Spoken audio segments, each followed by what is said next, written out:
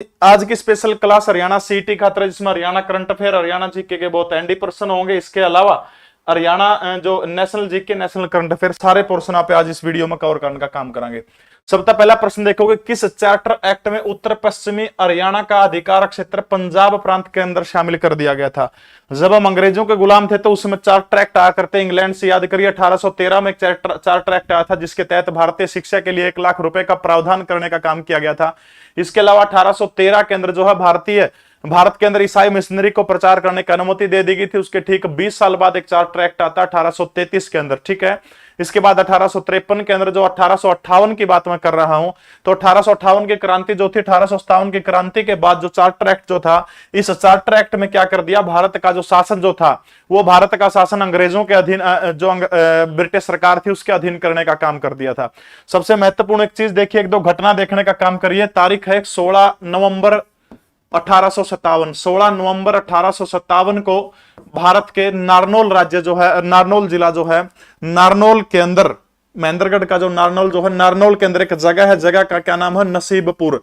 नसीबपुर के अंदर अंग्रेजों से भिड़ंत होती है भारत के नौजवानों की।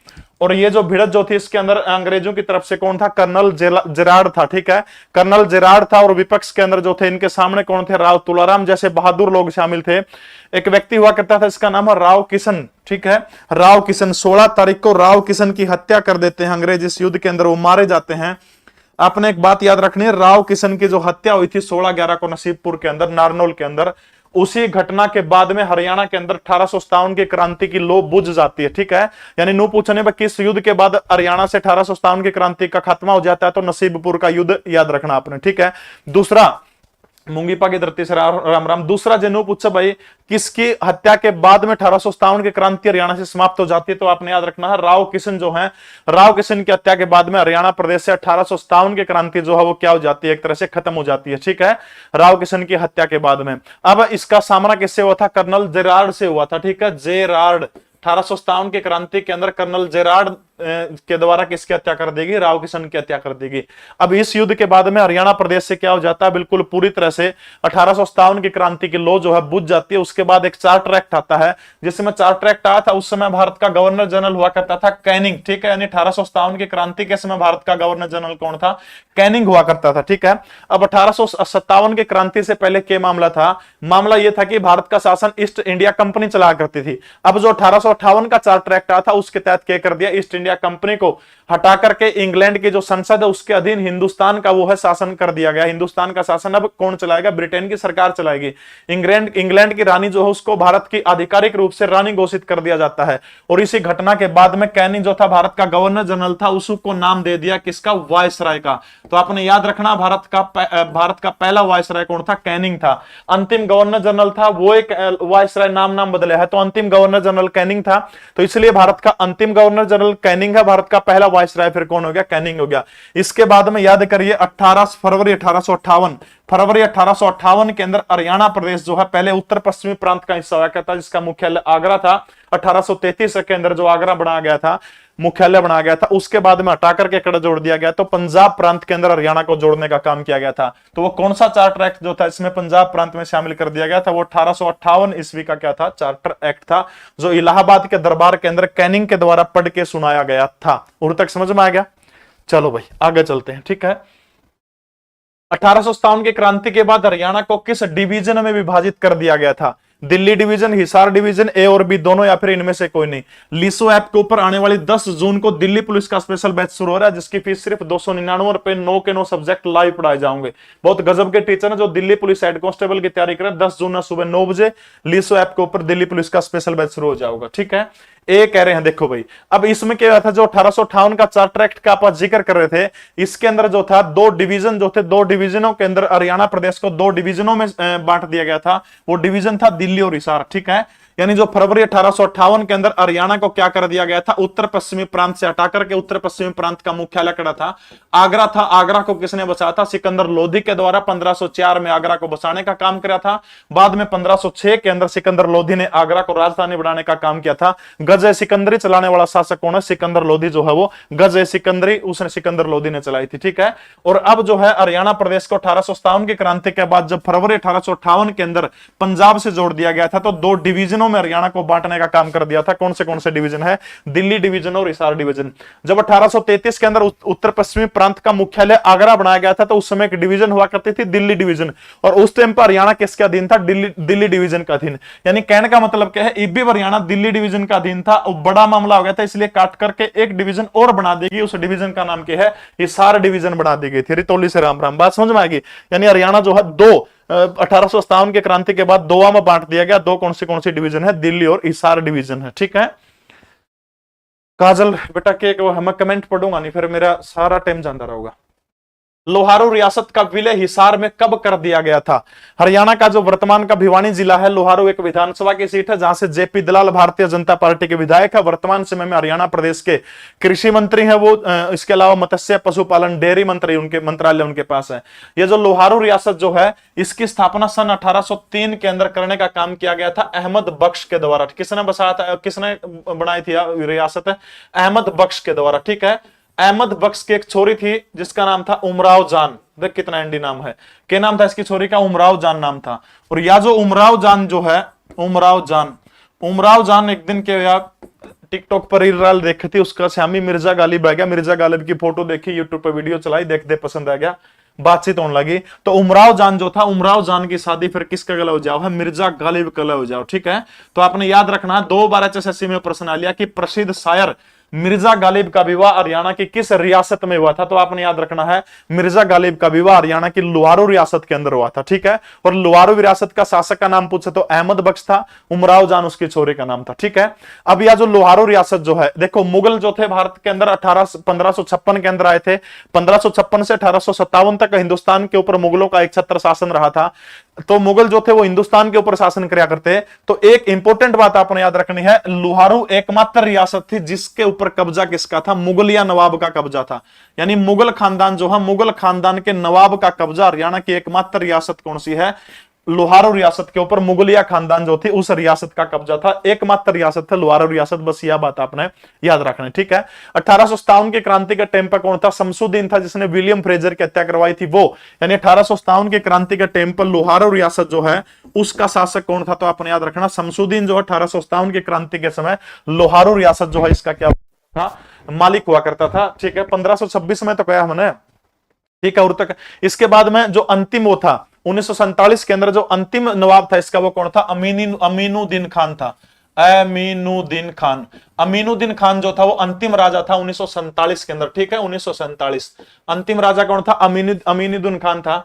अब जो है देश आजाद हो जाता 1947 के अंदर, और इसका 1947 के अंदर जो हिसार रियासत जो है, हिसार के अंदर जो है, हिसार जिले के अंदर विलय करने का काम 1947 के अंदर कर दिया गया था। याद होगा 565 से अधिक देशी रियासतें हिंदुस्तान के अंदर हुआ करती थी। सरदार पटेल के नेतृत्व के अंदर रियासती मंत्रालय बनाने का काम किया गया था। सरदार पटेल हमेशा अपने साथ 2 चीजें रखा करते थे, गाजर और एक लाठी। जो भी रियासत का मालिक होता था, जो भी भारत संघ के अंदर विलय नहीं करता था, उसको 2 चीज कहते थे, एक तो मेरे पास गाजर है, या तो गाजर ले लीजिए या फिर लाठी ले लीजिए। लाठी का मतलब था हम लोग लड़ झगड़ के लेंगे, गाजर का मतलब सब्जी है, प्यार प्रेम पूर्वक आपको भेंट करना चाहते हैं। ठीक है, तो ये चीज आपने ध्यान रखनी। तो 1947 के अंदर लोहारू रियासत का विलय, किस रियासत का विलय? हिसार में कर दिया गया था। फटाफट रिपीट करूं, 1803 के अंदर अहमद बख्श के नेतृत्व में इसकी स्थापना हुई थी लोहारू रियासत की। इसके बाद में जो है याद रखना आपने, अहमद बख्श ने इसकी स्थापना करी थी। अहमद बख्श की बेटी उमराव जान है। उमराव जान का ब्याह किसके गलवाया है? मिर्जा गालिब गलवाया है। 1857 की क्रांति के टाइम पर शमसुद्दीन जो था उनका नवाब था, इसने विलियम फ्रेजर की हत्या करवाने का काम किया था। जब देश आजाद हो जाता है तो आजाद होने के बाद में अमीनुद्दीन खान अंतिम नवाब था, और उसके बाद में इसका विलय हिसार जिले में कर दिया गया। हरियाणा प्रदेश की एकमात्र रियासत जिसके ऊपर मुगलों का कब्जा था, तो वो याद रखना मुगलों का कब्जा किसके ऊपर था? लोहारू रियासत के ऊपर जो है मुगलों का कब्जा था। अब्दुल रहमान खान को फांसी देने का काम कब किया गया था? तो याद रखना 1857 के क्रांति के समय अब्दुल रहमान खान को क्या किया गया था? फांसी देने का काम किया गया था। वर्ष 1916 के अंदर चौधरी छोटूराम ने निम्न में से किस उर्दू साप्ताहिक पत्र का संपादन करने का काम किया था? वो तारीख है 24 नवंबर 1881 को। हरियाणा के रोहतक जिले के अंदर सर छोटूराम का जन्म होता है। नीली कोठी या फिर प्रेम निवास के नाम से इनके घर को जाना जाता है। उसके बाद में दीनबंधु की उपाधि सर छोटूराम को देने का काम किसने किया था? तो जो दीनबंधु की उपाधि है, दो व्यक्तियों ने इनको दीनबंधु की उपाधि से 1922 में नवाजने का काम किया था, सी एफ एंड्रूज और दूसरे कौन थे, राष्ट्रपिता महात्मा गांधी। इन दोनों ने छोटूराम को दीनबंधु की उपाधि से नवाजने का काम किया था। इसके अलावा अंग्रेजों ने साल 1937 के अंदर सर छोटूराम को सर की उपाधि से नवाजने का काम किया था। 1938 के अंदर सर छोटूराम के द्वारा मार्केटिंग बोर्ड की स्थापना करने का काम किया था। ठीक है, मार्केटिंग बोर्ड। एक जमाना था हिंदुस्तान में उस टाइम पर क्या था कि जो रोड नए नए बने थे, अंग्रेजों के टाइम के थे, जब रोड बने थे तो रोड के ऊपर जो था अपना रेडू आकर दे, रेडू का टायर कुंच डाल दिया कर दे। ठीक है, जो लोह का पहिया आकर दे ताकि रोड फूट जा कर दे उनका। तब सर छोटूराम ने अंग्रेजों के खिलाफ जो है आंदोलन चला करके, लड़ झगड़ करके एक सुविधा करवा दी थी कि जो रेडू जो है, बैलगाड़ी जो, उसका केवल एक पहिया जो था सड़क के ऊपर चला जा सका है, यानी एक पहिया चढ़ास को, एक पहिया नीचे कच्चम तारना पड़ेगा। अब एक दिन सर छोटूराम हरियाणा में किसी काम से अपनी गाड़ी में बैठ कर जाने लग रहे थे। आगे देखा एक किसान था कि दोनों टायर रोड पर चढ़ा रहा, और वो सर छोटूराम जाने कौन था, क्यों इतने अखबार को नहीं आकर दे बेचारा। सर छोटूराम बोले भाई के चक्कर है, एक के टायर की परमिशन है, दूसरा टायर क्यों चढ़ा रहा है। बोले गणाना बोल रहा है। बोले हमारा छोटूराम ने एक टायर की परमिशन तो दिवा रखी, दूसरे हमें जाट बोले दूसरा टायर वो चढ़ा दिया करा हमें। तो कौन से समाचार पत्र की स्थापना करी थी? 1916 के अंदर उर्दू साप्ताहिक जाट गजट निकालने का काम सर छोटूराम ने रोहतक जिले से किया था। 1916 के अंदर 9 जनवरी वो तारीख थी, साल 1945, 9 जनवरी 1945 को भारत के वर्तमान पाकिस्तान जो है, वर्तमान पाकिस्तान के लाहौर के अंदर सर छोटूराम की मृत्यु हो जाती है। The Kashish of India, the Kashish of India नामक किताब जो है, ये किताब किसकी लिखी हुई? तो सर छोटूराम की लिखी हुई किताब है द कशिश ऑफ इंडिया। ठीक है, the Kashish of India sir Chhoturam के द्वारा लिखी गई किताब है। हरियाणा के किस स्वतंत्रता सेनानी ने मुस्लिम नेता मियां फजली हुसैन के साथ मिलकर के यूनियनिस्ट पार्टी बनाने का काम किया था?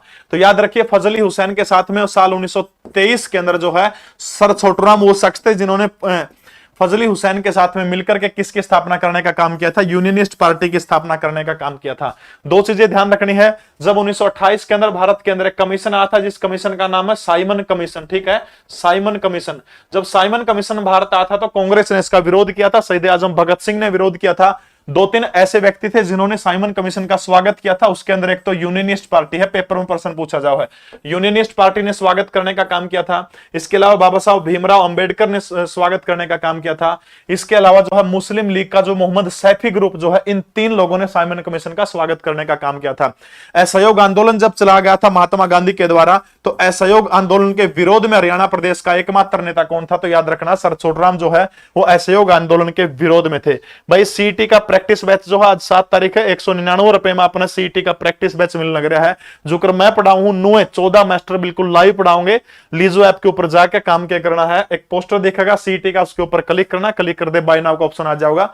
आज 7 तारीख है, आज 199 रुपए में मिलेगा, कल शायद उसका रेट बढ़ जाएगा, वो लीसो वाले जाने। हरियाणा तिलक अखबार कब शुरू किया गया था? तो हरियाणा तिलक अखबार 1933 में, 1923 के अंदर, 1942 में, या फिर इनमें से कभी नहीं। तो आपने हरियाणा तिलक अखबार बताई शाबाश, किस व्यक्ति ने शुरू करने का काम? ठीक है, तो याद रखना आपने, 2 हरियाणा का एकमात्र ऐसा जिला जिसमें 2 राष्ट्रपतियों ने दौरा किया है। भिवानी के कलंगा में कलाम साहब आए थे, और इसके अलावा भिवानी जिले के सुई गांव के अंदर कौन आए हैं? तो वर्तमान राष्ट्रपति जो है सुई के अंदर आए थे। प्राचीन काल में हरियाणा राज्य किस नाम से जाना जाता था? प्राचीन काल जो है, प्राचीन काल के अंदर हरियाणा प्रदेश जो है वो किस नाम से जाना जाता था? ये चीज आपने बतानी है। ठीक है, तो देखो, प्राचीन काल के अंदर ब्रह्मावर्त प्रदेश, ब्रह्म ऋषि प्रदेश, या फिर बर्मा की उत्तर वेदी। प्राचीन काल के अंदर फटाफट बताइए। हरियाणा सरकार ने एक दिन मनाया था, दिन का नाम है गरीब कल्याण वर्ष। तो कब मनाया था? बीच बीच में 1-2 पॉइंट बता दूं। गरीब कल्याण वर्ष हरियाणा सरकार ने कब घोषित किया था? तो याद रखना, हरियाणा सरकार ने गरीब कल्याण वर्ष 2017 को जो है गरीब कल्याण वर्ष के रूप में घोषित करने का काम किया था। ठीक है, याद रखना है, हरियाणा प्रदेश को के कहा जाओ है? हरियाणा प्रदेश को हमारा जो प्राचीन एक राजवंश है जिसका नाम है भरत, जिसके नाम के ऊपर से देश का नाम जो है भारत पड़ा था, भरत वंश की जन्मभूमि कहा जाता है। ठीक है, भरत वंश की जन्मभूमि किसको कहा जाओ है?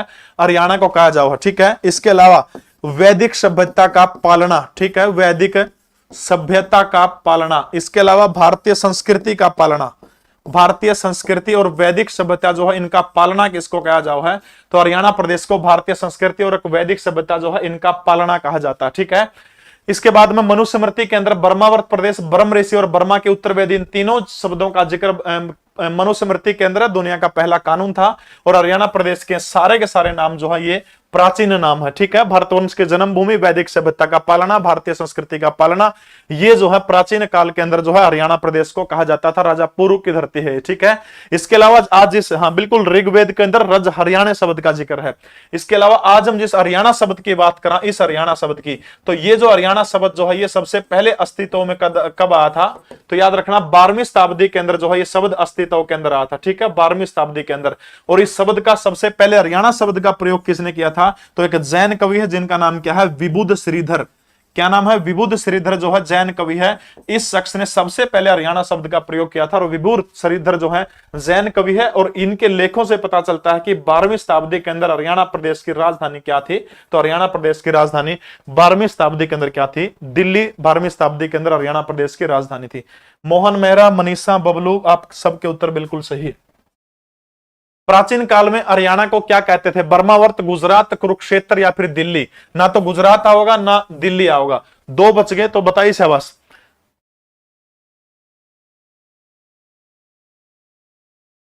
बताइए शाबाश, दो बच गए। प्राचीन काल में हरियाणा को क्या कहा जाता था, बर्मावर्त या फिर कुरुक्षेत्र। बिल्कुल सही है ए। तो प्राचीन काल में हरियाणा को क्या कहा जाता था, तो प्राचीन काल में हरियाणा प्रदेश को बर्मावर्त के नाम से जाना जाता था, बर्मा के उत्तरवेदी के रूप में। और इसका जिक्र किसके अंदर है, दुनिया का पहला जो कानून जो है मनुस्मृति के अंदर इसका जिक्र किया गया है। हरियाणा में पवित्र माने जाने वाली नदियां दृश्यदवती और कौन सी है, याद रखना। हरियाणा प्रदेश जो है, एक तो वामन पुराण है, आपने याद रखना वामन पुराण। वामन पुराण के अंदर किस चीज का जिक्र है, हरियाणा की नदियों का जिक्र किसके अंदर है, कौन से पुराण के अंदर है, तो वामन पुराण जो है, वामन पुराण के अंदर जो है हरियाणा की नदियों का जिक्र किसमें है, तो वामन पुराण जो है, वामन पुराण के अंदर हरियाणा प्रदेश की नदियों का जिक्र है। याद हो जाएगा। तो हरियाणा प्रदेश जो है प्राचीन टाइम में दो सभ्यताओं के बीच में, दो नदियों के बीच में पड़ा बड़ा है। तो वो दोनों नदियां कौन सी है, सरस्वती और दृश्यदवती नदी है, ठीक है। जिस टाइम पे इस देश का नाम आर्यावर्त हुआ करता था, तो सरस्वती और दृश्यदवती जो है इन दोनों नदियों के बीच में जो है हरियाणा प्रदेश हुआ करता था, ठीक है। इसके अलावा जो है अपन जो वैदिक साहित्य की बात करते हैं, जिक्र आप आगे करते हैं इसमें, ठीक है, कि किस उपनिषद के अंदर हरियाणा के सामाजिक और आर्थिक जीवन का उल्लेख मिलता है। बहुत इंपॉर्टेंट प्रश्न बताइए शाबाश। कौन से उपनिषद के अंदर हरियाणा के सामाजिक और राजनीतिक जो है, सामाजिक और राजनीतिक जीवन का उल्लेख किस उपनिषद के अंदर मिलता है, ये बात आपने बतानी है, फटाफट बताओ शाबाश।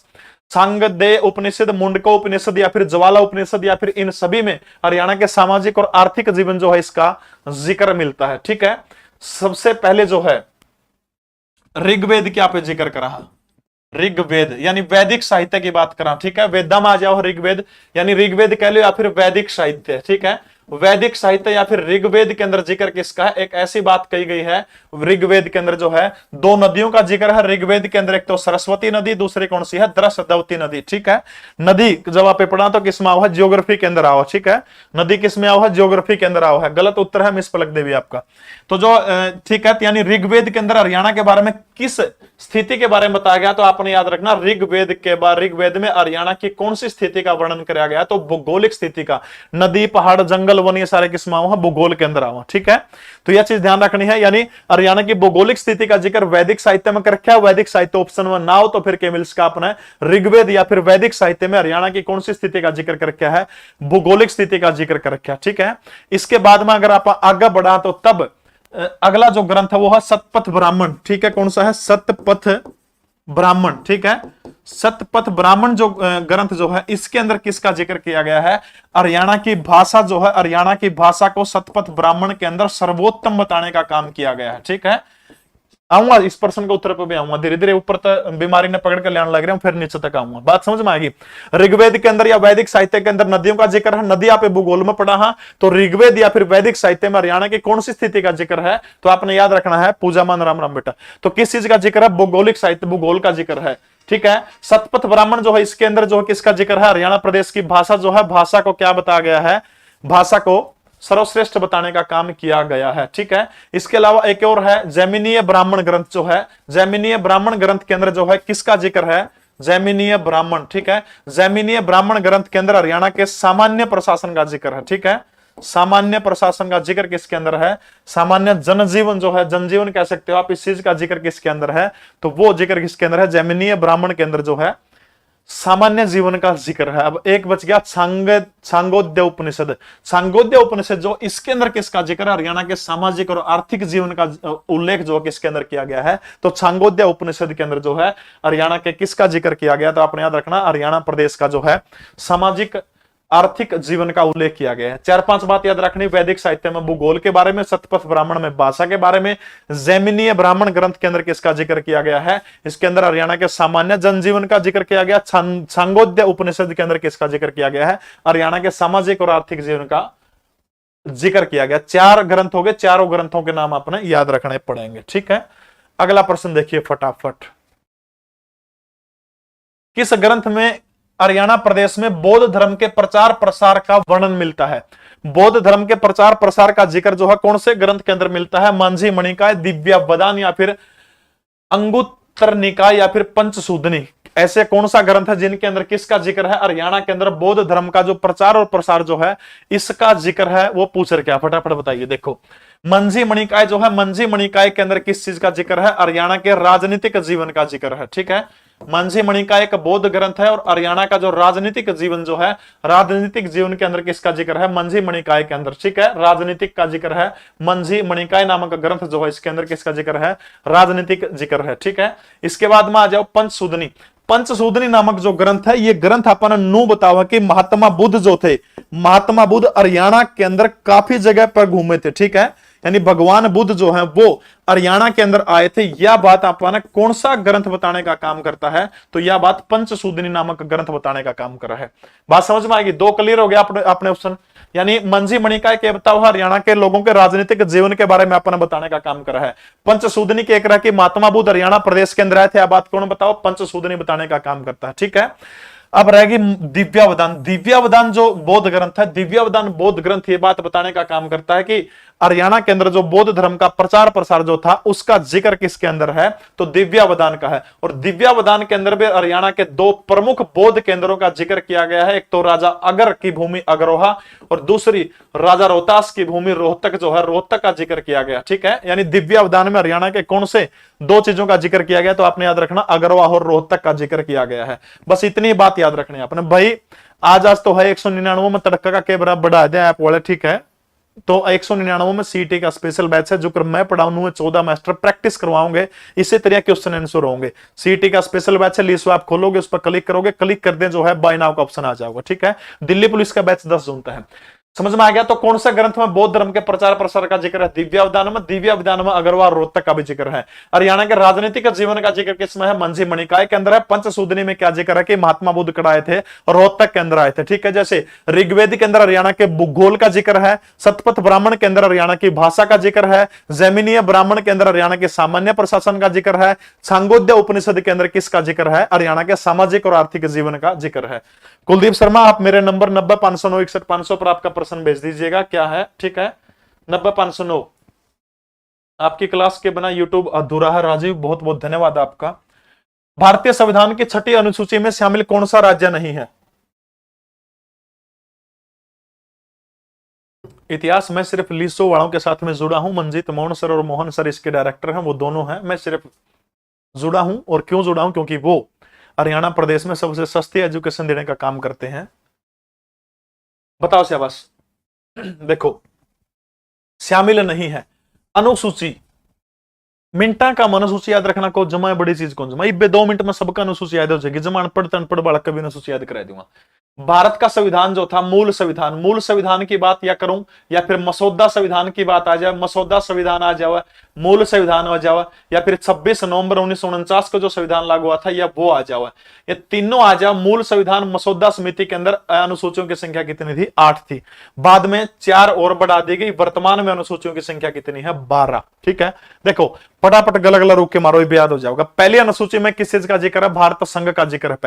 पहली में भारत संघ, पहली नुआजा भारत और राज्यों का उल्लेख किसमें? तो पहली अनुसूची के अंदर है।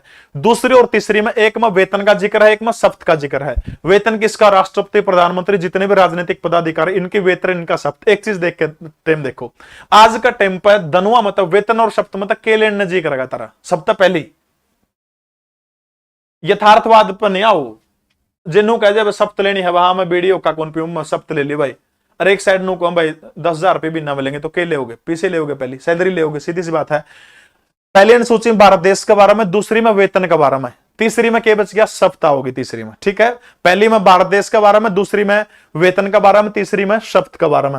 चौथी अनुसूची क्या बताओ है, राज्यसभा की सीटों का बंटवारा। जैसे हरियाणा प्रदेश के अंदर राज्यसभा की 5 सीटें हैं, राज्यसभा की सीटों के बारे में पंजाब में 10 सीटें, उसका जिक्र संविधान की कौन सी अनुसूची में, चौथी अनुसूची के अंदर, ठीक है। पहली में भारत संघ आ गया, दूसरी में वेतन आ गया, तीसरी में शब्द आ गया, चौथी के अंदर किसका आ गया, राज्यसभा की सीटों का बंटवारा। पांचवी अनुसूची किसके बारे में बताओ, पांचवी अनुसूची SC/ST के बारे में बताओ, ठीक है। शेड्यूल कास्ट और शेड्यूल ट्राइब के बारे में SC/ST में कौन सी आ गई, पांचवी अनुसूची आ गई। पहली में भारत संघ आ गया, दूसरी के अंदर क्या आ गया, वेतन आ गया, तीसरी में क्या आ गया, सप्ताह आ गया, चौथी में राज्यसभा की सीटों का बंटवारा आ गया, पांचवी में क्या आ गया, SC/ST आ गया। छठी अनुसूची खातर अपन एक नाम याद रखना पड़ेगा, वो नाम क्या है, ममता। याद हो जाओगा छोरी का नाम ममता। कौन सा याद कर लेगा, मोबाइल नंबर कौन याद करना, नाम याद करना है, ममता नाम की छोरी बस याद करनी, हो जाओगे याद। यानी इसमें जो 4 राज्य जो अनुसूचित जाति और जनजाति की, केवल 4 राज्यों के प्रशासन का जिक्र कराया गया छठी के अंदर।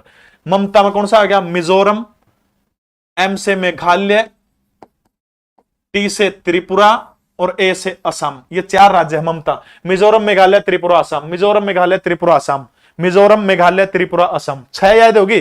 पहली में भारत संघ का जिक्र है, दूसरी के अंदर किसका जिक्र है, वेतन का, तीसरी में शब्द का, चौथी में राज्यसभा की सीटों का बंटवारा, पांचवी में SC/ST, छठी के अंदर किसका जिक्र है, स्पेशल SC/ST के 4 राज्य दिए ममता, मिजोरम, मेघालय, त्रिपुरा, असम, मिजोरम, मेघालय, त्रिपुरा, असम, मिजोरम, मेघालय, त्रिपुरा, असम। 7वीं अनुसूची के अंदर किसका जिक्र है, शक्तियों का, सूचियों का जिक्र 7वीं अनुसूची के अंदर।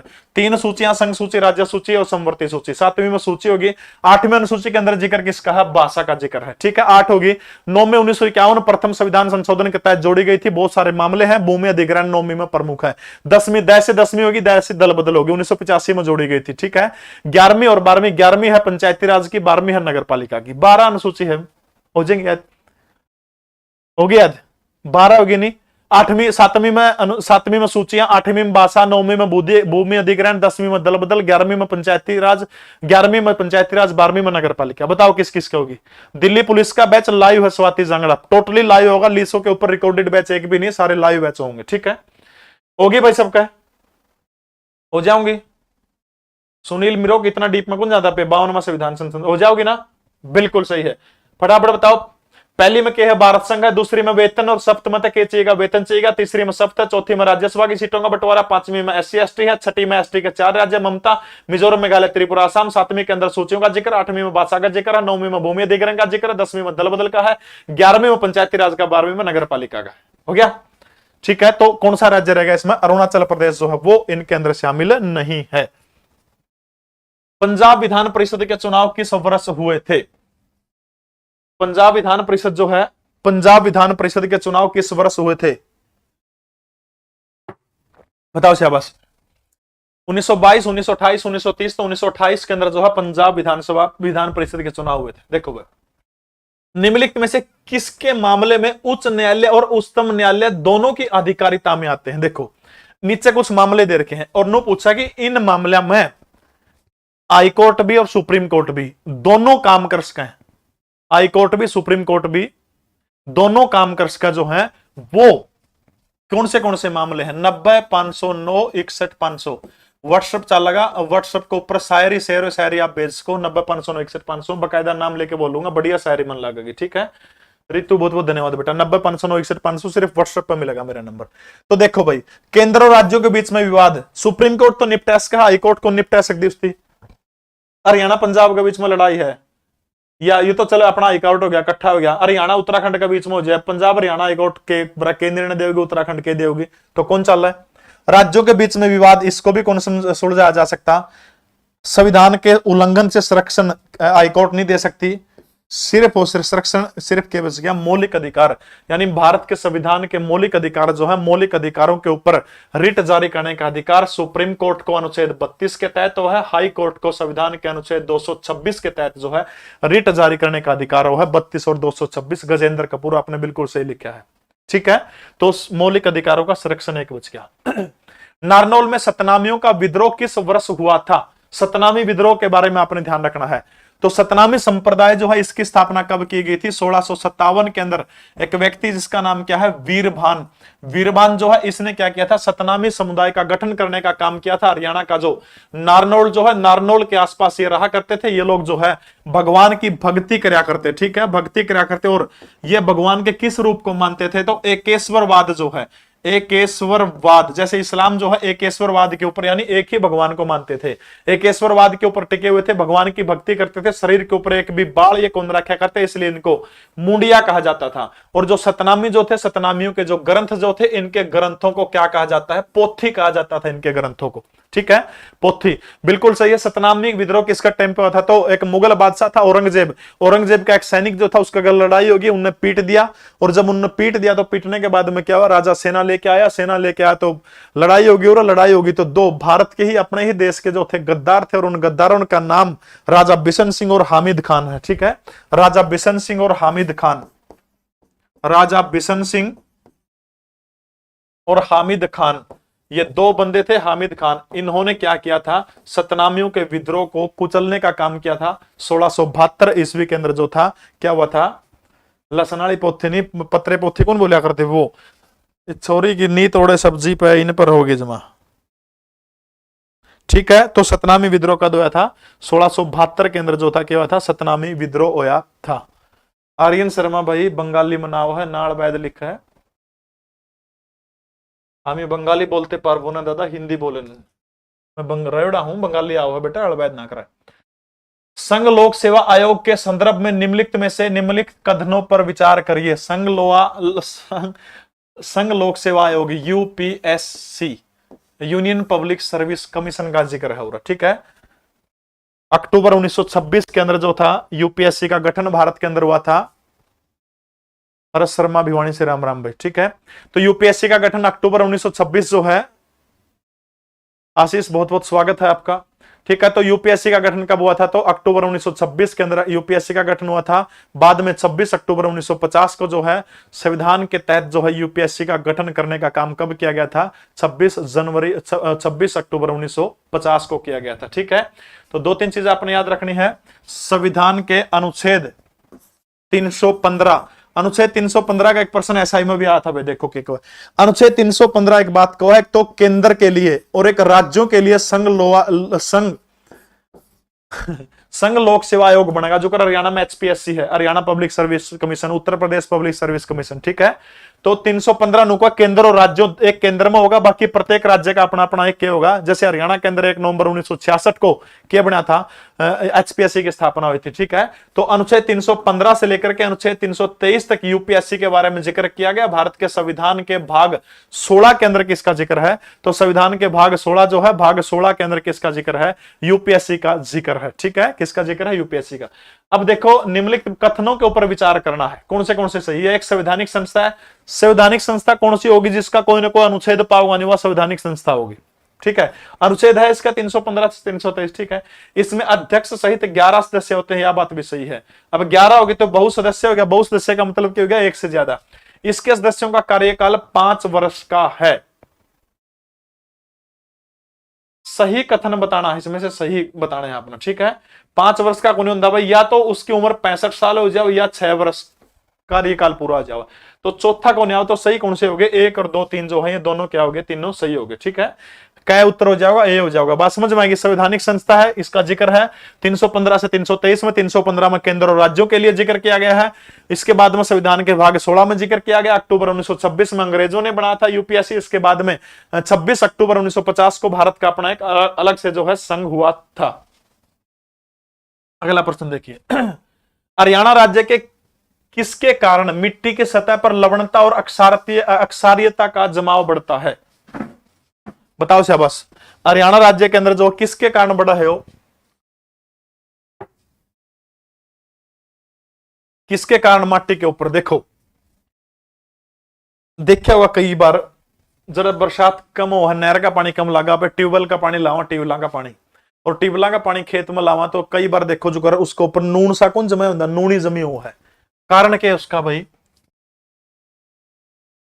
कम वर्षा होगी तो ज्यादा ओवर इरिगेशन सिंचाई करा पे ओवर ज्यादा पानी लाओ, उसके कारण होगा। और अपर्याप्त निष्कालन के कारण होगा, ठीक है। और क और ख दोनों के कारण जो है हरियाणा की मिट्टी के अंदर लगभग हरियाणा प्रदेश के अंदर जो 33% हिस्सा जो है वो अक्षारियता और लवणता से भरा हुआ है हरियाणा का। कौन से जिले आगे? फतेहाबाद, हिसार, महेंद्रगढ़, भिवानी, फतेहाबाद, ये सारे के सारे कौन से हैं? लवणता से ग्रस्त जिले हैं, ठीक है। बिल्कुल 33% है भाई, 32 पॉइंट कुछ है तो 33 में ही आप इसको गिनने का काम कराएंगे, ठीक है। 32 कुछ है तो 33 में इसको आप गिनने का काम कराएंगे। या जो माटी जो है जींद, पानीपत, सोनीपत, बिल्कुल ये सारे के सारे आ जाऊंगे इसका मैं। इसको जो लवणता जो इसको क्या जाओ है? रेह और कल्लर कहा जाओ है, रेह और कल्लर। लवणता वाली मिट्टी को क्या जाओ है? इस जो लवणता उसको ऊपर उसको क्या बोला पे? हाँ, रेह और कल्लर के बोला आप इसने? रेह और कल्लर, ठीक है। के बोला? हाँ, रेह और कल्लर बोला, ठीक है। कई जगह रेह का नाम थूर भी लिखा मिल इसका अपना, रूह एवं कलर, थूर एवं कलर।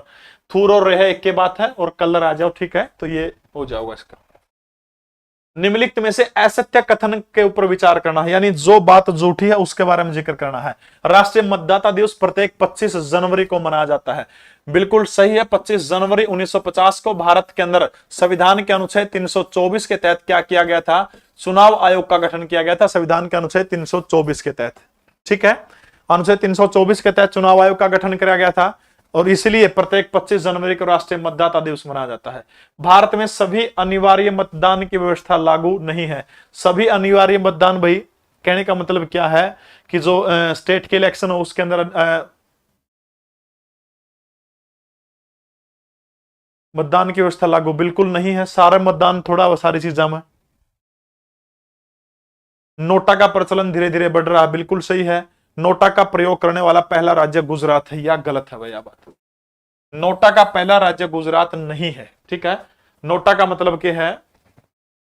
नोटा का मतलब है नन ऑफ अबो। कित के हो गुरुजी? बालक लेके आऊंगा आपके पास में भाई। हिसार जिले का गांव खेदड़ है मेरा, आर्यन, ठीक है। तो के बच गया इसका? मैं एक बच गया। यानी जो है नोटा का प्रयोग करने वाला भारत का पहला राज्य कौन सा है? गुजरात नहीं है। यह चीज आपने ध्यान रखनी है।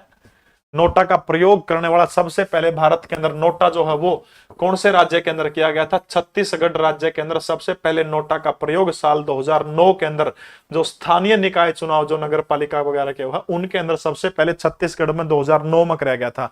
बाद में भारत की सुप्रीम कोर्ट जो है, सुप्रीम कोर्ट के एक आदेश के बाद भारत के चुनाव आयोग ने 2013 के अंदर जो था नोटा लागू करने का काम किया था, और 2014 के अंदर पूरे देश के अंदर नोटा जो था लागू हो गया।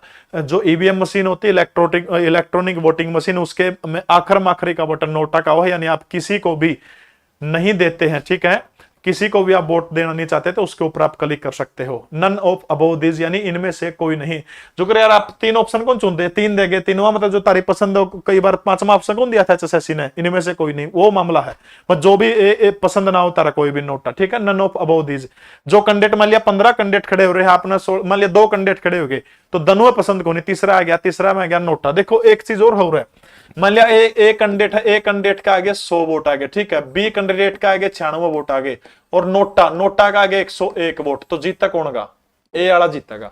नोटा शक्तिशाली नहीं है भारत में। क्लास 8 बजे से लेकर 9:30 बजे तक हुआ है, ठीक है। तो याद रखना आपने, नोटा जो है, ठीक है, सबसे पहले हुआ था, खड़ा हुआ था छत्तीसगढ़ में नगर निकाय चुनाव में हुआ था। बाद में पूरे भारत में 2013 में सुप्रीम कोर्ट ने घोषणा करी थी। तब 2013 के अंदर 5 राज्यों के चुनाव हुए थे। उन 5 राज्यों के चुनाव के अंदर छत्तीसगढ़ था, जिसके अंदर 5 राज्यों के चुनाव थे। उन 5 राज्यों के चुनाव में छत्तीसगढ़ था, मिजोरम था, राजस्थान था, दिल्ली थी, एक और था, कौन सा था? केरल होगा शायद। तो इन 5 में 2013 में चुनाव गया था। पूरे भारत में जो था 2014 के अंदर जो है वो लागू किया गया था। राज्य के किन क्षेत्रों में चट्टानी तल की मृदा का प्रसार नहीं है? बताइए शाबाश। चट्टानी तल का मतलब क्या है? जो पहाड़ी मिट्टी जो है वो किसके अंदर प्रसार नहीं है? दादरी, महेंद्रगढ़, पलवल या फिर फरीदाबाद? बताइए शाबाश।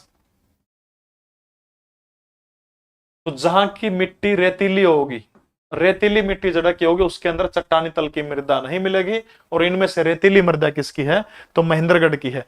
भाई जहां भी जिस भी जिले में आप बुलाना चाहो, आपके सेंटर में कोई एकेडमी होगी आपके शहर में, एकेडमी के संचालक से बात करिए, वो 90-500-961-500 पर व्हाट्सएप पर बात कर लेंगे, मेरी टीम बात करेगी, मैंने टीम होगा मैं कर लूंगा, ठीक है। और वहां बात करके एडजस्टमेंट करके आप कहीं भी बुला सकते हो, बच्चों के लिए आने के लिए मैं कड़े भी तैयार हूं, कोई दिक्कत नहीं। हरियाणा वन विकास निगम का मुख्यालय किस जिले के अंदर है, बताइए शाबाश। हरियाणा वन विकास निगम जो है इसका मुख्यालय, इसका हेड ऑफिस पूछ रखा है कौन से जिले के अंदर, हरियाणा वन विकास निगम जो है इसका मुख्यालय हरियाणा के कौन से जिले के अंदर है, ठीक है। पंचकुला, यमुनानगर, रोहतक या फिर भिवानी, बताइए शाबाश। हरियाणा वन जो है उसका कड़ा है, तारीख है 7 दिसंबर 1989। 7 दिसंबर 1989 को एक एक्ट बना था भारत के अंदर, कंपनी एक्ट 1956। कंपनी एक्ट 1956 के तहत 7 दिसंबर 1989 को हरियाणा के अंदर जो है क्या किया गया था, वन विभाग जो है इसकी स्थापना करने का काम किया गया था, ठीक है। 7 दिसंबर 1989 को वन विभाग की स्थापना करने का काम किया था। इसका हेड ऑफिस कड़ा हरियाणा के पंचकुला जिले के अंदर वन विभाग का मुख्यालय है। और याद रखना है हरियाणा के जो शिक्षा मंत्री हैं कंवरपाल गुर्जर, एक चीज याद रखनी, लगभग 99% हरियाणा में पिछले कुछ सालों से एक के बात होती आई है, हरियाणा प्रदेश का शिक्षा मंत्री, हरियाणा प्रदेश का वन मंत्री, हरियाणा प्रदेश का पर्यटन मंत्री एक के पाओगा। पिछली बार रामविलास शर्मा था, ये बकाला कौन है, कंवरपाल गुर्जर है, यमुनानगर के जगाधरी से, क्योंकि तीनों डिपार्टमेंट पहले किसी जमाने में एक हुआ करते, बाद में इनको अलग अलग कर दिया, ठीक है। और वर्तमान समय में जो है, राम राम ऋतु बेटा, वर्तमान समय में जो है धर्मपाल गोंदर जो है वो इसके क्या है, चेयरमैन है। वैसे तो 3 साल का टेम हुआ, लेकिन वन विभाग की वेबसाइट आज भी धर्मपाल गोंदर को इसका क्या करती है, चेयरमैन बताने का काम करती है, ठीक है। निर्वाचन आयुक्तों के कार्यकाल के संदर्भ में कौन सा कथन सही नहीं है, बिल्कुल 15 जुलाई को कौन सा दिन मनाया जाता है भाई, हरियाणा के अंदर 15 जुलाई को शायद तरु दिवस मनाया जाता है, तरु दिवस 2014 में शुरुआत करी गई थी इसकी। निर्वाचन आयुक्तों के कार्यकाल के संदर्भ के अंदर कौन सी बात सही है, फटाफट बताइए। निर्वाचन आयुक्तों के कौन सी बात सही है,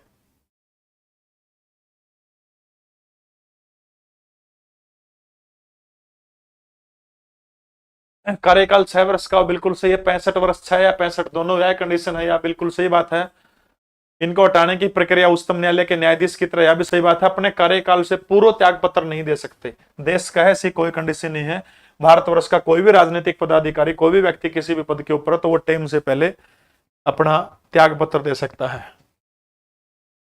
निशु थैंक यू। हरियाणा के किस जिले में कलोनल सफेदा संवर्धन केंद्र खोला गया है, यूके जुगाड़ है। कलोनल सफेदा संवर्धन केंद्र मतलब क्या है, सफेदे की नर्सरी है और सफेदे की पौध तैयार करी जाओ, और या 5 रुपया में पौधा भारत के अलग अलग राज्यों के अंदर भेजने का काम करा जाओ है, ठीक है। तो याद रखना अपने, सफेदा जो है ये नर्सरी जो है इकड़ा खोली गई तो हरियाणा के कुरुक्षेत्र जिले के अंदर खोली गई है। और हरियाणा के कुरुक्षेत्र जिले के अंदर भारत की पहली शहद मंडी भी खोलने का काम हरियाणा सरकार कर रही है, ठीक है। पहला शब्द जड़ा भी मिल जाए उसको बिल्कुल पकड़ने का काम करिए। तो हरियाणा प्रदेश की नहीं, भारत की पहली शहद की मंडी हरियाणा के कौन से जिले के अंदर खोलने का काम किया गया है, तो कुरुक्षेत्र जिला जो है, कुरुक्षेत्र जिले के अंदर हरियाणा की पहली सफेद शहद की मंडी स्थापित करने का काम किया जाएगा। इसके अलावा सफेदे की नर्सरी जो है वो भी कड़ा करी जाओगी। तो सफेदे की नर्सरी जो है याद रखना अपना कुरुक्षेत्र के अंदर खोली गई है। अर्जुन वाटिका हर्बल पार्क किस जिले के अंदर स्थित है, अर्जुन वाटिका हर्बल पार्क पंचकुला के अंदर, अंबाला के अंदर, कुरुक्षेत्र के अंदर या फिर रेवाड़ी के अंदर, ठीक है। याद करिए 2020-21 की जो वन विभाग की जो रिपोर्ट आई थी 2020-21 की, तो 2020-21 के अंदर वन विभाग की रिपोर्ट के मुताबिक हरियाणा प्रदेश के अंदर 59 हर्बल पार्क थे। कितने हर्बल पार्क हैं, 59 हर्बल पार्क है हरियाणा प्रदेश के अंदर इसकी रिपोर्ट के अनुसार। हरियाणा प्रदेश का सबसे पहला हर्बल पार्क कौन सा है, यमुनानगर के चूहपुर गांव के अंदर है। 6 नवंबर 2001 को बनाया गया था यमुनानगर के अंदर, जिसका नाम क्या है, चौधरी देवीलाल रुद्राक्ष वाटिका, ठीक है। चौधरी देवीलाल हर्बल पार्क जो है हरियाणा प्रदेश का पहला हर्बल पार्क था, जो यमुनानगर के चूहपुर गांव के अंदर 2001 के अंदर बनाने का काम किया गया था, ठीक है। यमुनानगर के चूहपुर के अंदर 6 नवंबर 2001 को बनाया गया था। ये हरियाणा प्रदेश का सबसे पहला क्या था, हर्बल पार्क था। अब नो पूछ ले हरियाणा का ऐसा कौन सा जिला है जिसके अंदर सर्वाधिक हर्बल पार्क है, सर्वाधिक अर्बल पार्कों वाला जिला हरियाणा का कौन सा, तो याद रखना है रेवाड़ी जो है सर्वाधिक अर्बल पार्कों वाला जिला है हरियाणा का। ठीक है, पीडीएफ जीके परवीन उड़ान टेलीग्राम में और भी बहुत सारे नोट्स दे हूं जो आपका पढ़ने के काम आओगे। तो पीडीएफ नोट्स है, करंट अफेयर है, क्वेश्चन की सीरीज है जो कर क्वेश्चन पूछ लिया करो एक दो टाइम लगा जब, तो जीके परवीन उड़ान के ऊपर सारी एक्टिविटी हो। ठीक है, आनंद बांगड़ आप बात कर लीजिएगा। रितु शर्मा बहुत बहुत धन्यवाद आपका। ठीक है, अर्जुन वाटिका अर्बल पार्क पूछ गया है। और कि में रह गया सप्तगणे कड़ा है। सप्तगणे हरियाणा का जो रेवाड़ी जिला जो है, रेवाड़ी जिले के अंदर सबसे ज्यादा है। अच्छा, एक बोर्ड बना गया था, वह बात तो रह गई थी भाई, हर्बल प्लांट बोर्ड। ठीक है, अर्बल प्लांट बोर्ड। ठीक है, अर्बल प्लांट बोर्ड यानी एक डिपार्टमेंट बना गया था, बोर्ड बना गया था, जिसका मुख्यालय हरियाणा के पंचकुला जिले के अंदर, और इसकी स्थापना साल 2002 के अंदर हुई थी। ठीक है, अर्बल प्लांट की स्थापना कब हुई थी, साल 2002 के अंदर जो है किसकी स्थापना हुई थी, अर्बल प्लांट बोर्ड जो है इसकी स्थापना हुई थी। दो तीन चीज और ध्यान रखने, दुनिया का सबसे बड़ा अर्बल पार्क कड़ा बनेगा, तो दुनिया का सबसे बड़ा अर्बल पार्क मोरनी हिल्स पंचकुला के अंदर बनेगा। ठीक है, मोरनी हिल्स पंचकुला जो है उरे के बनेगा दुनिया का सबसे बड़ा अर्बल पार्क। स्वामी रामदेव के सहयोग से पतंजलि योगपीठ हरिद्वार बनाने का काम करेगा कड़ा मोरनी हिल्स के अंदर। मोरनी नाम जो है ये किसके नाम के ऊपर पड़ा था, मोरनी नाम की रानी के नाम के ऊपर ये पड़ा था। ठीक है, अर्जुन वाटिका हरियाणा के कौन से जिले के अंदर, तो हरियाणा के कुरुक्षेत्र जिला जो है, कुरुक्षेत्र जिले के अंदर क्या है, अर्जुन वाटिका। ठीक है, अर्जुन वाटिका हरियाणा के कौन से जिले के अंदर है, तो कुरुक्षेत्र जिले के अंदर है। जामुन वाटिका पूछ लिया कड़ा है, तो जामुन वाटिका कैथल के अंदर है। ठीक है, कैथल है के ऑप्शन में कौन दे रखा, जामुन वाटिका कड़ा है, जामुन वाटिका कैथल के अंदर है। अश्वगंधा वाटिका कड़ा है, रेवाड़ी के अंदर है। नीम वाटिका कड़ा है, रोहतक के अंदर है। चंदन वाटिका कड़ा है, जींद के अंदर है। काकरोया अर्जुन खलीलपुर ये कड़ा है, काकरोया और खलीलपुर ये कड़ा है, तो ये रेवाड़ी की वो है। ठीक है, निशु थैंक यू बेटा। आर्थिक सर्वेक्षण 2019-20 सॉरी 20-21 लिखा दिया मैंने, चेंज कर लियो। 19-20 के अकॉर्डिंग हरियाणा में अर्बल पार्क कितने थे, तो 59 थे। इब्बे थोड़ी बार पहले अपन ने जिक्र कराया था। ठीक है, 59 अर्बल पार्क थे। किसे भारत की पशु संपदा की खान कहा जाता है, साहिवाल गाय, थारपारकर गाय, मुर्रा नस्ल की भैंस जो है इसको क्या कहा जाता है, भारत की पशु संपदा की खान किसको कहा जाता है, तो मुर्रा नस्ल की भैंस को भारत की पशु संपदा की खान कहा जाता है।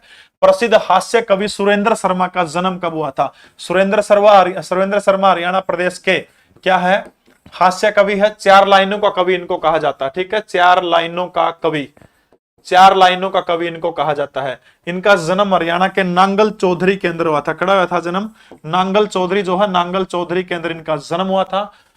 ठीक है, 1940, 1942, 1945 या फिर 1940। मोहित रोहिला रोहतक, आपका उत्तर बिल्कुल सही है, सबसे पहले आपने उत्तर दिया है। और बहुत सारे हैं, कुछ एक दो बच्चे गलत उत्तर दे रहे हैं। 2013 के अंदर जो है इनको पद्मश्री अवार्ड से सम्मानित करने का काम किया गया था। मानसरोवर के कौवे, ठीक है, इनकी रचना है 2, मानसरोवर के कौवे, मानसरोवर के कौवे। ठीक है, और दूसरी एक रचना है इनकी बुद्धिमानों की मूर्खता, बुद्धिमानों की मूर्खता। ठीक है, मानसरोवर के कव्य और बुद्धिमानों की मूर्खता जो है ये सुरेंद्र शर्मा के द्वारा लिखी गई है। साल 1945 के अंदर इनका नांगल चौधरी के अंदर जन्म हुआ था। हास्य कवि है, मानसरोवर के कवि और बुद्धिमानों की मूर्खता इसी के द्वारा लिखने का काम किया गया है। सूरजकुंड क्राफ्ट मेला 2022 में पार्टनर कंट्री कौन था, जितेंद्र खटक। बैच का जो टाइम है वो आपको बैच में ऊपर मिलेगा, अपने टाइमिंग क्लास शेड्यूल के नाम से एक ऑप्शन मिलेगा, उस पर क्लिक करोगे तो सारी क्लासा का टाइम अपना उसमें दिखेगा। ठीक है, आज 199 रुपए मिल रहा है। आज 7 तारीख है। जो कर मैं पढ़ाऊं 14 के 14 मास्टर लाइव पढ़ाऊंगे, उसके ऊपर सारे के सारे। दिल्ली पुलिस का भी लाइव बैच 299 में 10 तारीख से शुरू हो जाएगा। अच्छा नो बताओ कौन सा मेला था यो, कौन सा नंबर का मेला था सूरजकुंड मेला, यो कौन सा नंबर का था, कब शुरू हुआ था, तो साल 1987 के अंदर जो था सूरजकुंड मेला फरीदाबाद के अंदर कब शुरू हुआ था, तो साल 1987 जो है 1987 के अंदर जो है क्या हुआ था, सूरजकुंड मेला शुरू कब हुआ था, साल 1987 के अंदर सूरजकुंड मेला शुरू हुआ था। बंद कर ले आ जाइए। सूरजकुंड मेला कब हुआ था, तो 1987 के अंदर। बिल्कुल 35वां सूरजकुंड मेला है ये। कौन सा सूरजकुंड मेला है, 35वां सूरजकुंड मेला था ये। तारीख आपने इसकी ध्यान रखनी है 19 मार्च से लेकर के 4 अप्रैल तक। ठीक है, 19 मार्च से लेकर के 4 अप्रैल 2022 तक जो है 4 अप्रैल 2022 तक हरियाणा के फरीदाबाद के अंदर जो है 35वां सूरजकुंड मेला लगाया गया था। इसमें पार्टनर कंट्री आपने याद रखना कौन सा है, उज्बेकिस्तान है। ठीक है, कौन सा है पार्टनर कंट्री, कौन है, उज्बेकिस्तान है। और थीम स्टेट कोई आपसे पूछने का काम करता है तो थीम स्टेट कौन सा था, जम्मू और कश्मीर था। और जम्मू और कश्मीर इससे पहले साल 2000 के अंदर जम्मू और कश्मीर था, साल 2000 में भी जम्मू कश्मीर रह चुका है। तो सूरजकुंड मेला 2022 का थीम क्या था, तो थीम क्या था, आजादी का अमृत महोत्सव। ठीक है, आजादी का अमृत महोत्सव। संख्या के रूप में याद रह जाओ तो आजादी का ये 75वां अमृत महोत्सव हम लोग मना रहे हैं। कौन सा मना वहां पे, आजादी का 75वां अमृत महोत्सव मना हुआ। लगभग बहुत सारे ऐसे चीज है जिनका थीम जो है अपना लगभग का थीम क्या मिलेगा, आजादी का अमृत महोत्सव जो है लगभग का थीम आपने यो मिलेगा। ठीक है, आजादी का अमृत महोत्सव याद हो जाएगा। जम्मू कश्मीर था, थीम था, स्टेट था। इससे पहले 2000 में भी रह चुका है। उज्बेकिस्तान पार्टनर कंट्री था। 19 से 4 अप्रैल 2022 के अंदर मनाया गया था। 1987 में इसकी स्थापना हुई थी। 35वां नंबर का था। उद्घाटन हरियाणा प्रदेश के 18वें राज्यपाल महामहिम बंडारू दत्तात्रेय के द्वारा किया गया था। हाँ, पहले इंग्लैंड था, उसके बाद उज्बेकिस्तान को घोषित कर दिया गया था। हरियाणा के किस व्यक्ति को उत्तर प्रदेश विधान परिषद में विपक्ष का नेता चुना गया है, बहुत बढ़िया प्रश्न है।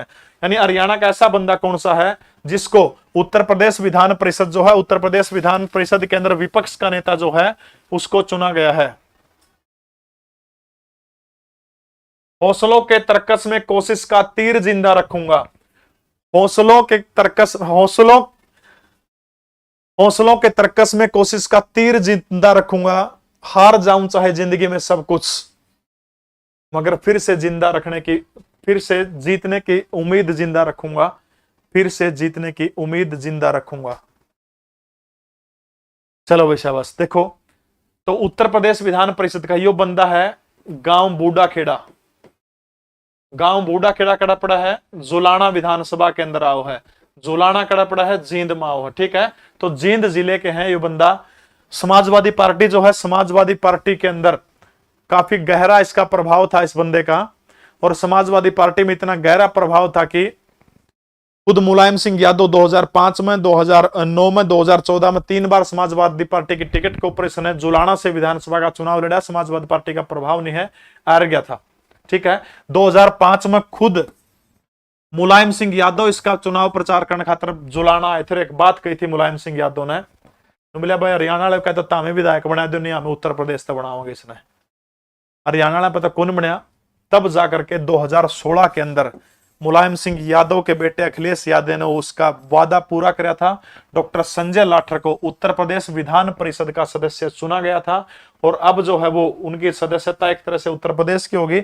अब डॉक्टर संजय लाठर को जो है क्या कर दिया गया है, हरियाणा इस विधानसभा के अंदर क्या कर दिया गया है, विपक्ष का नेता डॉक्टर संजय लाठर को चुन लिया गया है। हरियाणा के किस गांव में पहला सरकारी होम्योपैथी मेडिकल कॉलेज और अस्पताल बनाया जा रहा है?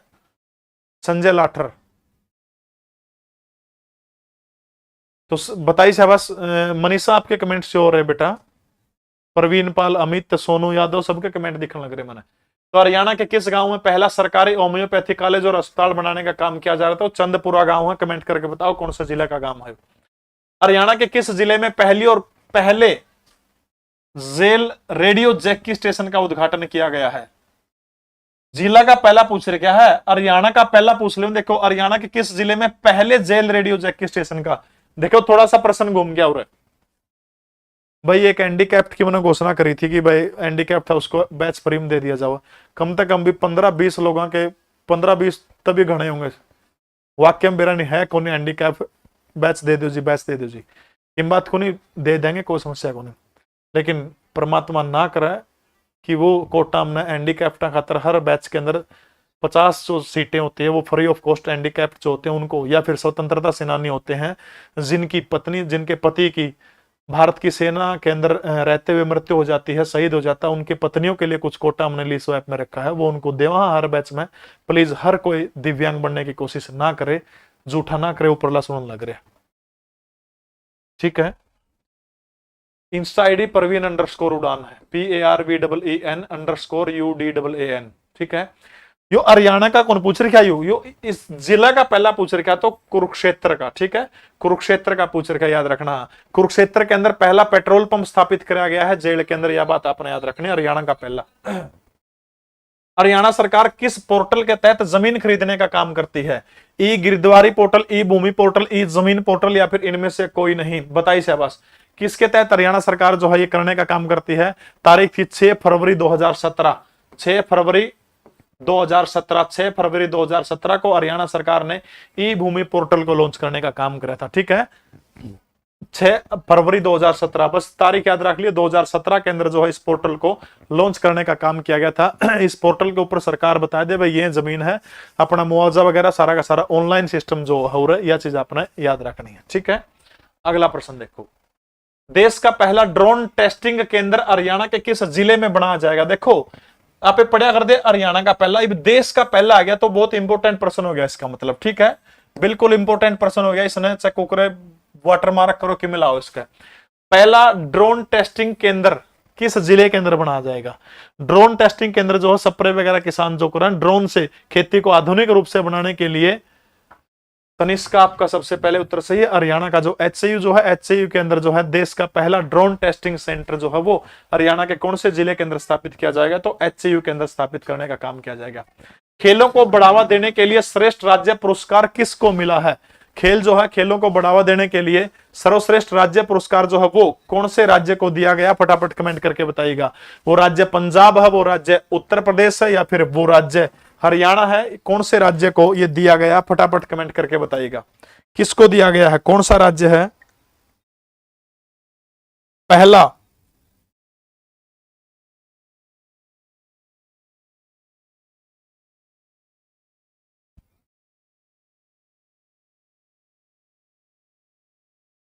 बताइए शाबाश, बिल्कुल सही है, हरियाणा। तो बढ़ावा देने के लिए जो है किस राज्य को श्रेष्ठ पुरस्कार दिया गया है? तो हरियाणा प्रदेश जो है, हरियाणा प्रदेश को क्या दिया गया है? सर्वश्रेष्ठ पुरस्कार देने का काम किसको दिया गया है? तो हरियाणा प्रदेश को सर्वश्रेष्ठ पुरस्कार देने का काम हरियाणा को किया गया है। याद हो जाएगा, खेलों को बढ़ावा देने के लिए, ठीक है। हाँ, 2-3 चीजें आपने और याद रखनी है। 3 बार का चैंपियन कौन सा था? तो उड़ीसा। उड़ीसा राज्य जो है, उड़ीसा राज्य 3 बार, पिछले तीनों बार उड़ीसा को पछाड़ करके हरियाणा ने ये जीता है। और ये भारत के खेल मंत्री कोई आपसे पूछता तो भारत के खेल मंत्री कौन है? श्रीमान अनुराग ठाकुर जो है वो क्या है? भारत के खेल मंत्री हैं, ठीक है, खेल मंत्री हैं भारत के। हरियाणा के खेल मंत्री कौन है? संदीप सिंह जो है खेल मंत्री हरियाणा के। इसके अंदर जो है कुछ अवार्ड दिए गए हैं। अवार्ड है sports star of the year, ठीक है, sports star of the year, sports star of the year, ठीक है, वो किसको दिया गया? वो नीरज चोपड़ा को दिया गया, नीरज चोपड़ा, ठीक है। और ये जो अगुवाई जो थी, इसकी जो पूरी की पूरी टीम जो थी, ज्यूरी जो थी, वो किसके नेतृत्व में थी? भारत के पूर्व महान क्रिकेटर सुनील गावस्कर के नेतृत्व में थी, ठीक है। तो हरियाणा को सर्वश्रेष्ठ राज्य पुरस्कार दिया गया, सुनील गावस्कर के नेतृत्व में ज्यूरी बैठी थी। 3 बार के चैंपियन उड़ीसा को बीट किया है। Sports star of the year पुरस्कार नीरज चोपड़ा को दिया गया। भारत के खेल मंत्री अनुराग ठाकुर है। हरियाणा प्रदेश के खेल मंत्री कौन है? संदीप सिंह हरियाणा के खेल मंत्री है। हरियाणा सरकार द्वारा प्रतिवर्ष कितने युवाओं को एडवेंचर स्पोर्ट्स की ट्रेनिंग देने का काम किया जाएगा? बताओ शाबाश, कितने खिलाड़ी जो है इनको एडवेंचर स्पोर्ट्स जो है इसकी क्या किया जाएगा? ट्रेनिंग देने का काम किया जाएगा। हरियाणा के अंदर जो पहाड़ी इलाके जो है, इन पहाड़ी इलाकों के अंदर जो है एडवेंचर कैंप लगाने का काम किया जाएगा, ठीक है। पहाड़ी इलाके हरियाणा के जो है उनके अंदर एडवेंचर कैंप लगाने का काम किया जाएगा। जैसे कालेसर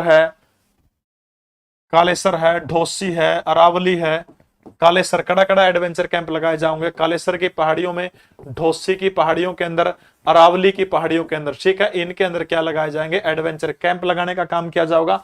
और प्रतिवर्ष जो है हरियाणा सरकार 2 करोड़ रुपए जो है, 2 करोड़ रुपए की लागत से 1000 जो है 1000 लोगों को क्या किया जाएगा? 1000 लोग जो है इनको तैयारी करवाने का काम किया जाएगा, 1000 लोगों की। पीडीएफ जीके परवीन उड़ान टेलीग्राम के अंदर आपने दे दूंगा।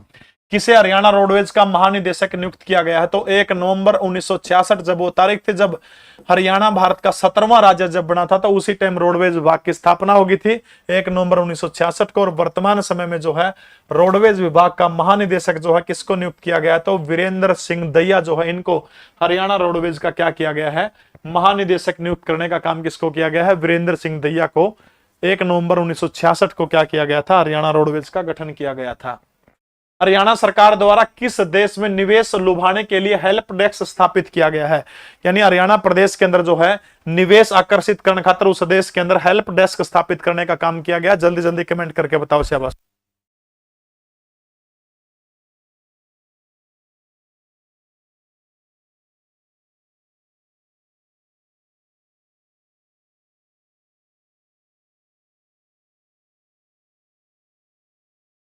बोलो शाबाश। बिल्कुल सही उत्तर है कनाडा। बिल्कुल सही है। कौन सा है? कनाडा जो है, कनाडा के अंदर जो है हरियाणा सरकार निवेश आकर्षित करने खातिर जो है कनाडा के अंदर क्या किया है? हेल्प डेस्क लगाने का काम किया है कनाडा के अंदर। ठीक है, किसके तहत किया गया है? कौन सी योजना के तहत किया गया है? वो योजना है इंडिया मिशन 2022। इंडिया मिशन 2022 के तहत जो है विभिन्न देशों की टीम हिंदुस्तान के कई शहरों के अंदर घूम रही थी। कौन सा मिशन है? India mission 2022। उसके तहत जब हरियाणा के अंदर ये टीम आई, चंडीगढ़ में मनोहर लाल खट्टर से इसकी मुलाकात हुई, तब कनाडा के जो लोग जो थे उन्होंने उनके साथ में डील हुई है कि कनाडा भारत में निवेश करेगा और उसके लिए हेल्प डेस्क की स्थापना करने का काम खड़ा कराया गया है। तो कनाडा के अंदर कराया गया है इंडिया मिशन 2022 योजना के तहत। हाल ही में किसे हिंदी भाषा के लिए वर्ष 2021 का साहित्य अकादमी पुरस्कार दिया गया है? साहित्य अकादमी पुरस्कार किसको दिया गया है? तो आपने याद रखना है 12 मार्च 1954 वो तारीख थी। 12 मार्च 1954, 12 मार्च 1954 को साहित्यिक अकादमी जो है साहित्यिक अकादमी का गठन किया गया था 12 मार्च 1954 को। पहला पुरस्कार किसको दिया गया था? तो पहला पुरस्कार माखन लाल चतुर्वेदी को दिया गया था। ठीक है, माखन लाल चतुर्वेदी जो है इनको पहला पुरस्कार साल 1955 के अंदर दिया गया था। वर्तमान में भारत की 24 भाषाओं के लिए साहित्य अकादमी पुरस्कार दिया जाता है। ठीक है, पुरस्कार की शुरुआत पूछ ले 1955, एकेडमी की शुरुआत पूछ ले तो 12 मार्च 1954 के अंदर एकेडमी की शुरुआत हुई थी। हिम तरंगिनी नामक एक रचना के लिए जो है माखनलाल चतुर्वेदी को इस पुरस्कार से सम्मानित करने का काम किया गया था। अब यह दिया गया है पूजा मान, बिल्कुल आपका सही उत्तर है। मुकेश यादव के नाम है दया प्रकाश सिन्हा। दया प्रकाश सिन्हा जो है इनका एक उपन्यास और उस उपन्यास का नाम क्या है? सम्राट अशोक। तो सम्राट अशोक के लिए जो है साहित्यिक अकादमी पुरस्कार 2021 से किसको सम्मानित किया गया है? दया प्रकाश सिन्हा जो है इनको 2021 का निंदाना से राम राम भाई 2021 का जो साहित्यिक अकादमी पुरस्कार किसको दिया गया है? दया किशन को देने का काम किया गया है। ठीक है, याद हो जाओगा किसको दिया गया है? दया किशन को देने का काम किया गया है। आगे चला,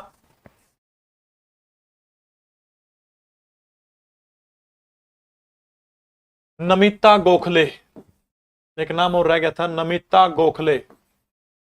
नमिता गोखले को अंग्रेजी भाषा के लिए साहित्यिक अकादमी पुरस्कार 2021 दिया गया है। ठीक है, पंजाबी के लिए जो है खालिद हुसैन, पंजाबी के लिए किसको दिया गया है? खालिद हुसैन। खालिद हुसैन जो है खालिद हुसैन को पंजाबी के लिए साहित्यिक अकादमी पुरस्कार 2021 दिया गया है।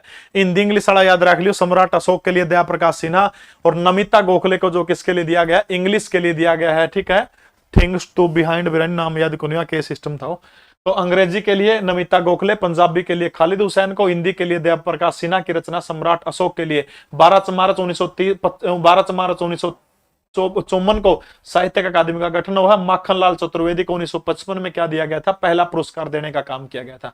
आपकी बेटी हमारी बेटी योजना की शुरुआत कब करी गई थी? तो साल 2015 के अंदर हरियाणा के पानीपत जिले से भारत के यशस्वी प्रधानमंत्री नरेंद्र दामोदर दास मोदी के द्वारा 22 जनवरी 2015 को हरियाणा के पानीपत जिले से इस योजना का शुभारंभ करने का काम किया गया था।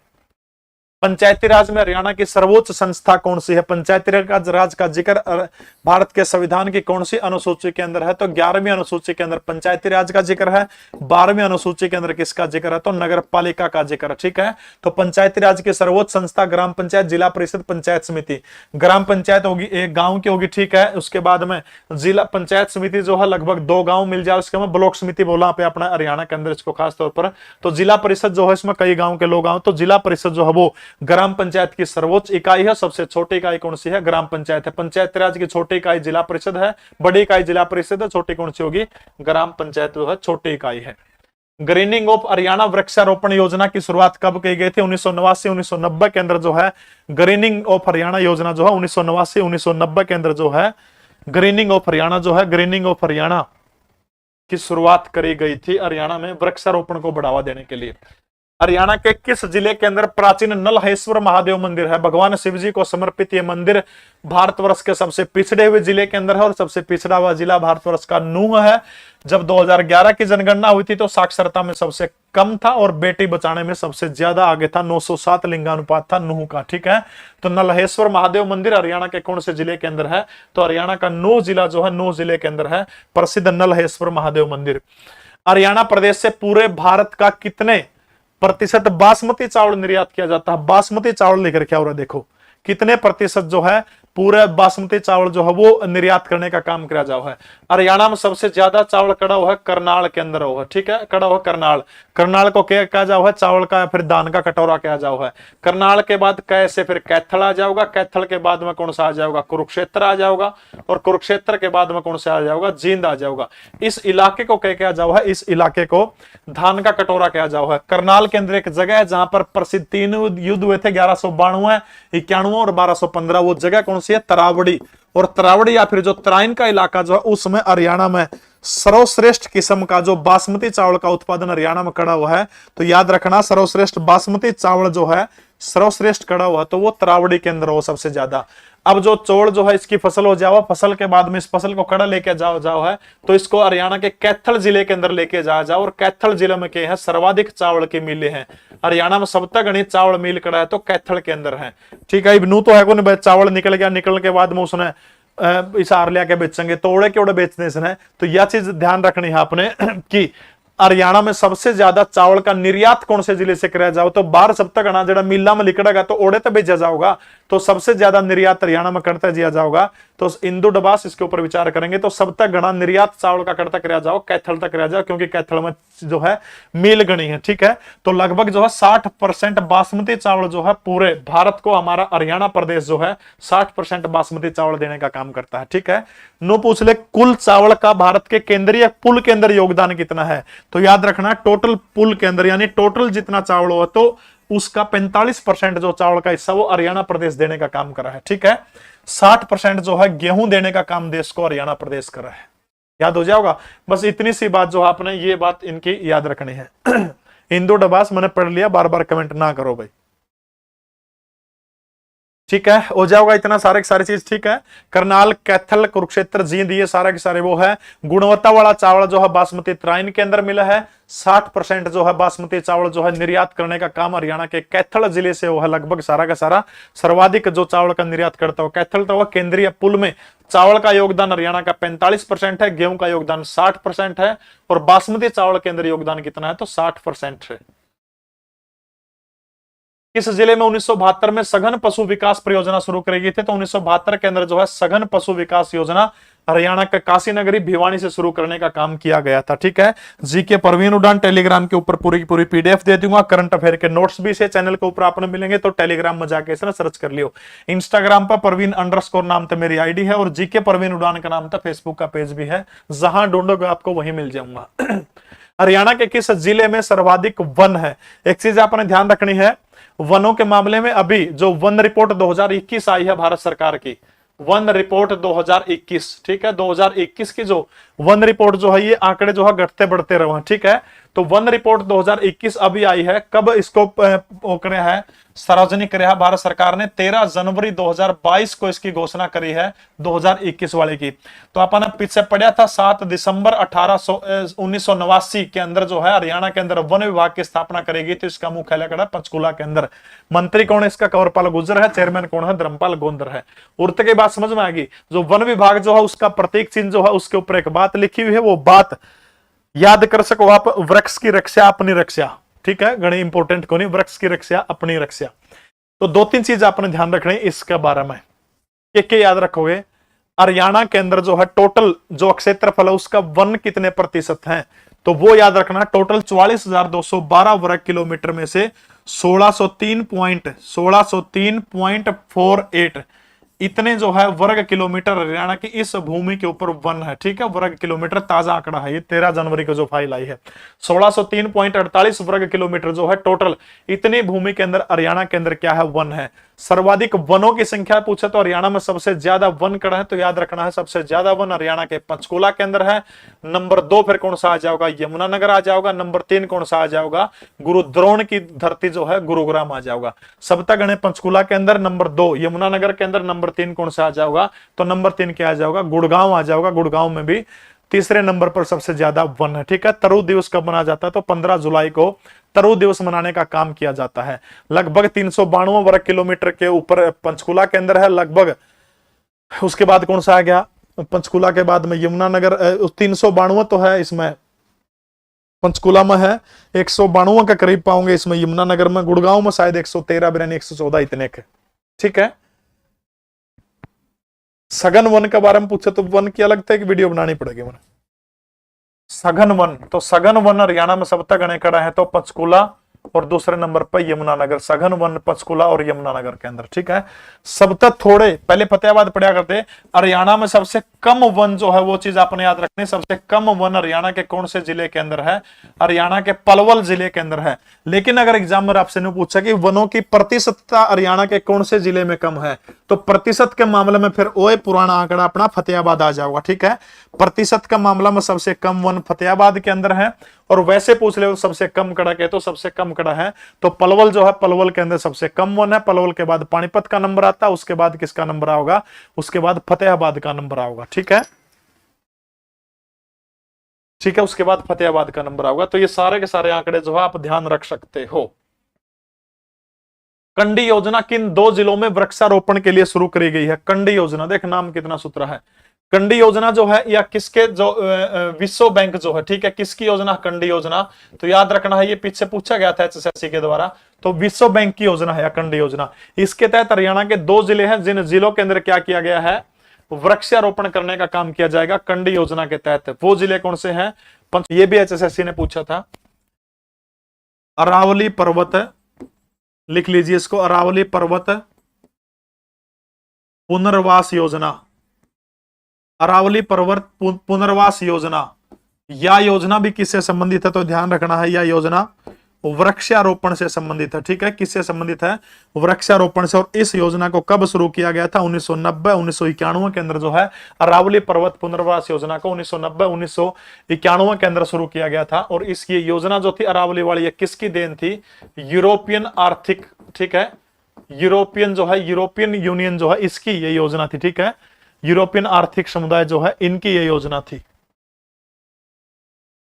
अरावली विद्युत तापीय परियोजना हरियाणा के कौन से जिले के अंदर है? हरियाणा के हिसार जिले के गांव खेदड़ के अंदर जो है राजीव गांधी के नाम से परियोजना है।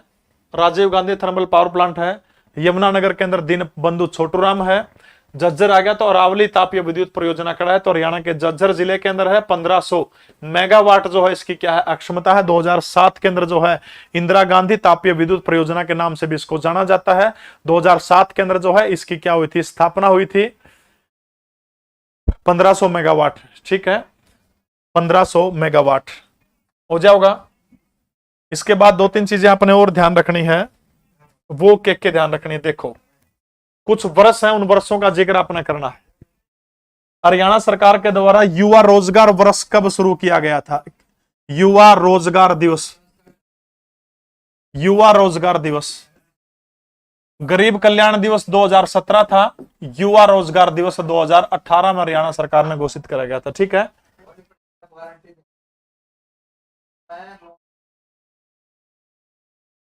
ठीक है, युवा रोजगार दिवस हो जाएगा।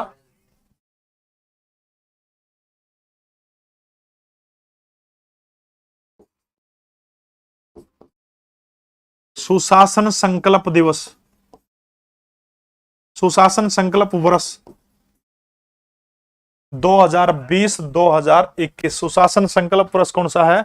2020-21 जो है, इसको किस रूप में किया गया है? सुशासन संकल्प वर्ष के रूप में 2021 को घोषित करने का काम कब किया गया है? सुशासन संकल्प वर्ष को 2020 और 2021 के अंदर घोषित करने का काम किया गया है।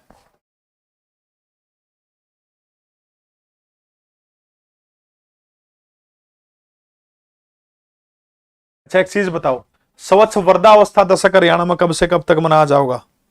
स्वच्छ वर्धावस्था दशक, स्वच्छ वर्धावस्था दशक जो है वो हरियाणा में कब से कब तक मनाया जाएगा? स्वच्छ वर्धा अवस्था दशक 2021 से 2030 तक। ठीक है, स्वच्छ वर्धा अवस्था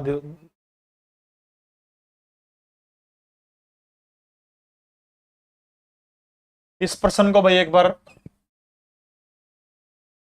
इसका उत्तर चेंज कर लीजिएगा। इसका उत्तर अंबाला और यमुनानगर ये होगा, डी आओगे। ठीक है, अंबाला और कंडी योजना में क्या होंगे?